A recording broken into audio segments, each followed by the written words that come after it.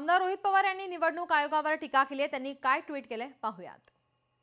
खरं तर निवडणूक आयोग कुणासाठी थांबत नसतो, ती एक स्वायत्त संस्था आहे। मात्र काल दिवसभराचा घटनाक्रम पाहता निवडणूक आयोग कशाची तरी वाट पाहत असल्याचे जाणवले। सत्ताधारी नेत्यांनी अनेक उद्घाटने केली, मतदारांना प्रभावित करण्यासाठी अनेक नवीन घोषणा केल्या।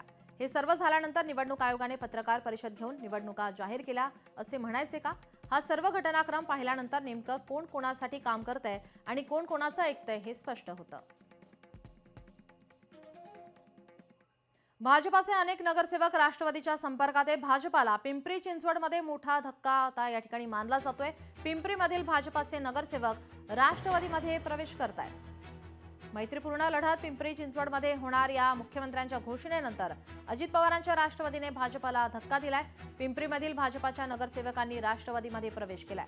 भाजपाच्या नगरसेविका अश्विनी जाधव, शिवसेनेच्या शहर प्रमुख रुपाली आल्हाट, शिवसेनेच्या उपशहर प्रमुख नेताजी काशीद यांनी राष्ट्रवादीमध्ये प्रवेश केलाय।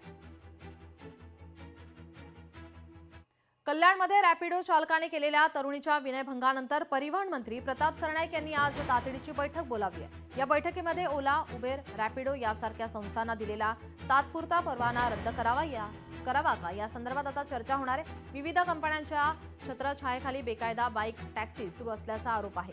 अपघाती मृत्यू, विनयभंग यांसारख्या घटनेमुळे बाईक टॅक्सीवरील प्रवास धोकादायक बनतोय। याच पार्श्वभूमीवर आज ही बैठक होत आहे।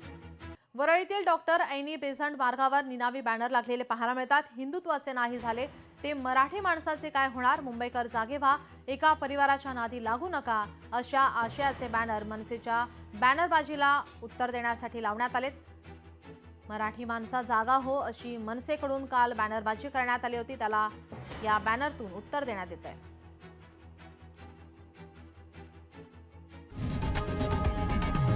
लोकशाही मराठी ऐका, पहा, जागरूक रहा।